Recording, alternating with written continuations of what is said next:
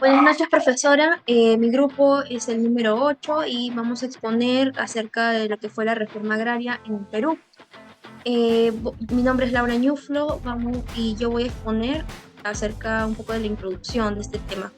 La reforma agraria en el Perú, implementada en la década de 1970, fue una política emblemática que buscó abordar desigualdades en la tenencia de la tierra y promover la equidad en un país con una larga historia de concentración de tierras.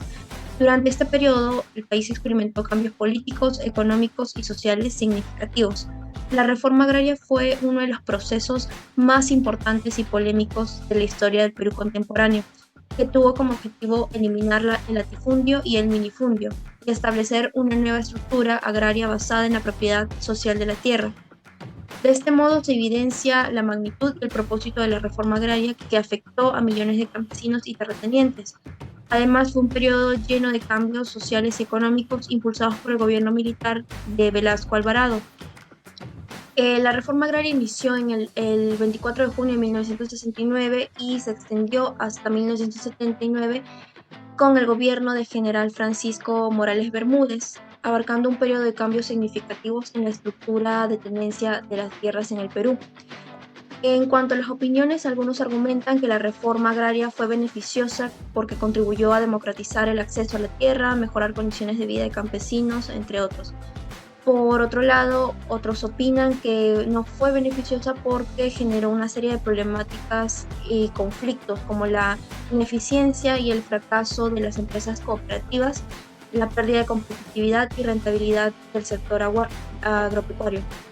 Ante esta controversia surge la siguiente pregunta. ¿Consideramos que la reforma agraria fue beneficiosa para el Perú? A continuación, mi compañero pondrá el primer argumento que defenderá nuestra postura. Bueno, consideramos que la reforma agraria no fue beneficiosa para el Perú porque el sector agrario seguía enfrentando graves problemas y desafíos. Bueno, para ilustrar esta inquietud podemos mencionar dos casos. Por un lado, tenemos claro que la dictadura durante el mandato de Juan Velasco Alvarado fue notablemente de izquierda y donde el Estado asumiría la administración del sector empresarial que anteriormente eran de propiedad privada, o también, como diríamos, el conocido estatización industrial. Por ello, la reforma agraria en el aspecto económico tuvo gran relevancia en la productividad y crecimiento del PBI agropecuario, ya que entre los años 1960 y 1970 el Perú se encontraba con una contribución del 66,5%, mientras que entre los otros años del 70 al 80 presentaba una cantidad negativa del 65%. Asimismo, esta cifra cuantitativa fue manifestada debido a que no se invertía tanto en maquinarias y en tecnología, dicho de otro modo en hardware y en software, que se requería para llevar un desarrollo sostenible en los agros, en los campos de cultivo o tierra de labranza. Además, según Fernando Buren en 2006, del Centro Peruano de Estudios Sociales, dice, hubo falta de coherencia del modelo económico, que por un lado distribuía las tierras y por otro subsidiaba las importaciones alimentarias que deprimían los precios de los productos que ofrecían esos mismos beneficiarios de la reforma agraria. Esto quiere decir que la redistribución de 9 millones de hectáreas a las 370.000 familias y el subsidio de las importaciones alimentarias no fueron las mejores decisiones que pudieron tomar en ese momento, ya que los productos alimentarios subsidiados socavaban los productos de los agricultores locales, teniendo como causa la baja venta de sus productos locales y como consecuencia el imperceptible ingreso de los mismos. Por otro lado, el gobierno de Belaúnde Terry, de 1980 al 85, tuvo que afrontar el conflicto armado con Ecuador en el 81, la crisis económica y social y el surgimiento de la violencia terrorista del Sendero Luminoso, y el MRTA en las demandas de campesinos por una mayor atención y apoyo del Estado. Por ello, en estos años, el Producto Bruto Interno agrario cayó en un 3,4%. La inflación acumulada fue del 2.200% y el índice de pobreza rural se elevó a un 86,6%. El número también de víctimas mortales por el terrorismo superó las 100.000 personas. Además, solo se invirtió el 3,8% del presupuesto nacional en el sector agrario, lo que evidencia también la falta de prioridad y de recursos para impulsar el desarrollo rural. Por ende, según lo expuesto anteriormente, consideramos que la reforma agraria no fue beneficiosa para el Perú. A continuación, mi compañero le va a explicar el siguiente argumento. Ante lo expuesto, en los puntos anteriores, consideramos que la reforma agraria no fue beneficiosa para el Perú porque no se basó en un concepto de capital social rural. En cuanto al argumentado, es importante definir capital social rural, que se refiere al conjunto de recursos sociales que poseen los actores rurales, tales como las redes de relaciones, la norma de confianza y reciprocidad, las organizaciones e instituciones y los valores y actitudes que facilitan la cooperación y acción colectiva para el desarrollo rural.